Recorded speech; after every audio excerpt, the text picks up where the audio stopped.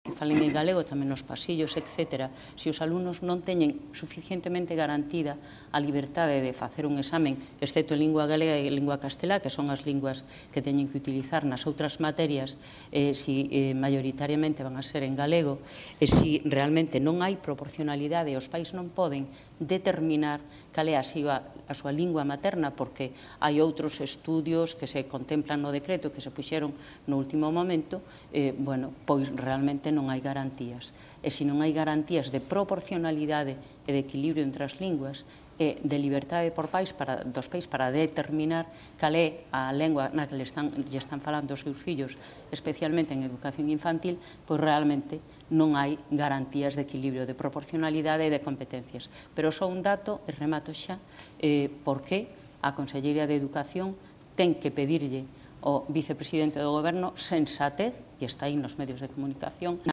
aplicación da educación infantil. Algo quere decir que a Conselleira de Educación lle teña que pedir sensatez ao representante que vai a poñer en marcha a educación infantil 0 a 3 no que afecta a lingua. Esas son as razóns, pero nosotros defenderemos sempre o consenso, pero dereitos das linguas sí, do galego sí, non a costa dos nenos, non a costa dos pais, porque entendemos que os dereitos das persoas están sempre por riba dos dereitos lingüísticos. Manuel Parga. Sí, boas noites. Ben, a nosotros o que nos chama a atención precisamente como Bloque Nacionalista Galego son os termos en que está plantexado o debate. E non deixa de chamar a atención que o noso Estatuto de Autonomía recoñeza a lingua galega como a lingua propia de Galiza e calquer avance que se pretenda facer desde as institucións públicas, mesmamente desde a sociedade, de avanzar no uso do noso idioma, do idioma propio de Galicia, teña estas prevencións e estes ataques constantes desde forzas, neste caso, nomeadamente do Partido Popular, e de outras forzas que están instaladas tamén na nosa comunidade autónoma e no resto do Estado, que están atacando permanentemente calquer posibilidade de avance neste senso. E nos queren situar ao revés, imposición do galego, cando o galego é o que está discriminado, cando o galego é o que sufre a marxinación e o que está demostrándose que no noso sistema educativo os nenos entran e as nenas con un nivel de coñecemento do galego que, despois da escolarización, se perde ese nivel de coñecemento. Quería preguntarles aos xornalistas, nese senso, si creen que é certo que din algunhas voces que falan de inmersión obrigada no galego. Ben, a verdade é que eu escoitei algunhas cousas coas que non estou de acordo. É dicir, a min pareceme que aquí ninguén quere atacar o galego. Falouse do Estatuto de Autonomía, pero o Estatuto de Autonomía de Galicia dice que os poderes públicos de Galicia potenciarán o emprego do galego en todos os planos da vida pública, cultural, etc., etc. Pero dice potenciarán, non impoñerán. Entón, o decreto, porque a min gústame falar con argumentos sólidos, por exemplo, no artigo 12 da ensinanza das persoas adultas, dice, no nivel 3, ESO, é dicir, na enseñanza da ESO, e no bacharelato, as ensinanzas impartiránse íntegramente en galego. Eso di o decreto. Ben.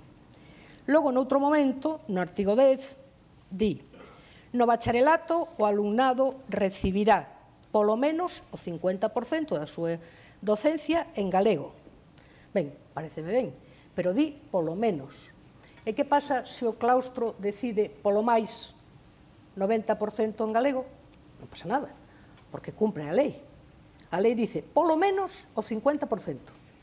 Logo se pode decidir o 60, o 70, o 90, etc.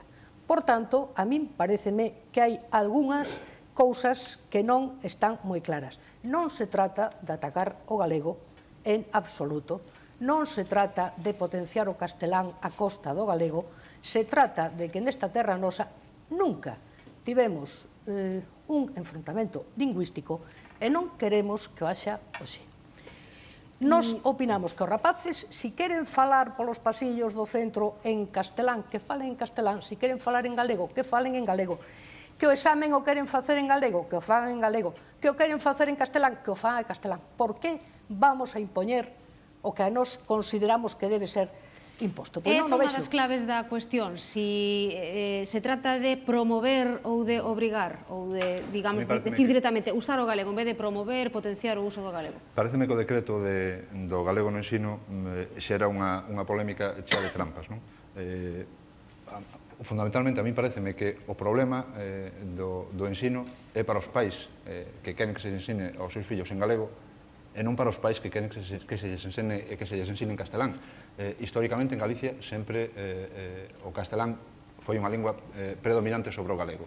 Resulta que agora, cando falamos de igualdade, cando falamos do famoso 50%, parece que queremos aplicar unha nova doma e castración e sacamos a bandeira da liberdade que falen no que queiran. Eu digo, como mínimo dice 50%. Non, é que o di aquí.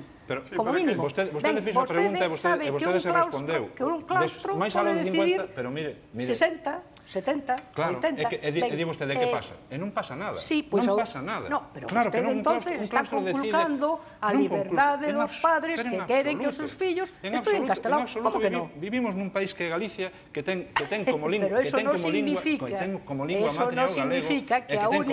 cooficial o castelán, doña Marta. E témolo que asumir con absoluta normalidade, e non nos pasa nada.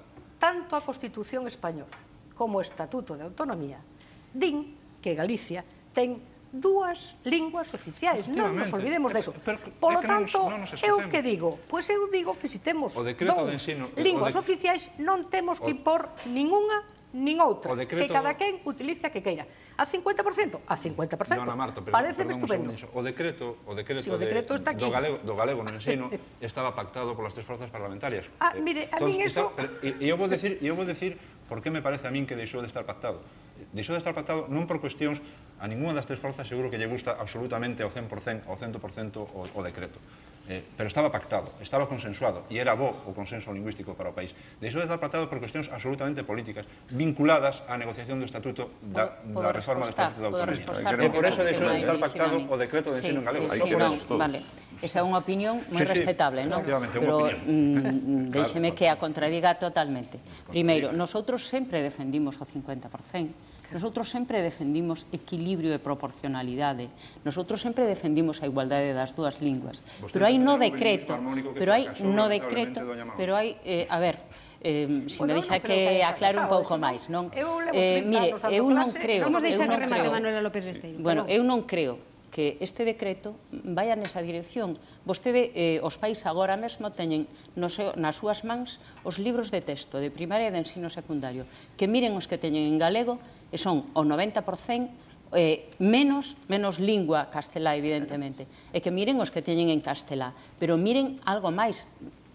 Vostede di, e pode ser asumible desde un punto de vista que hai que facer o ensino exclusivamente en galego, menos lingua castelá, pero non se pode decir que nosotros, desde o Partido Popular, rompimos o consenso. Mire, o consenso non pode ser.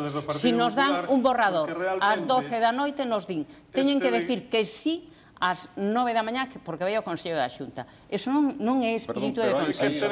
O que si ocurre ningún elemento que contradiga o plano de normalización lingüística aprobado por unanimidade no Parlamento. Non hai ningún elemento que contradiga absolutamente eso. Non ten garantías. E, ademais, eu pregunto unha cousa, por que se modificou?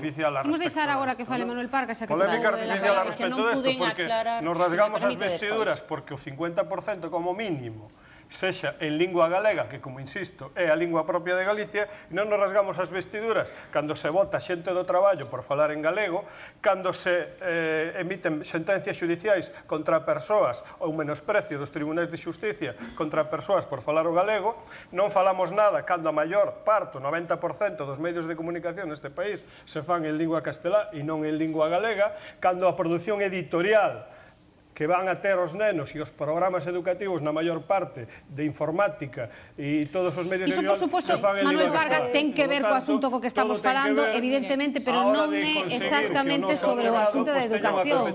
Guillermo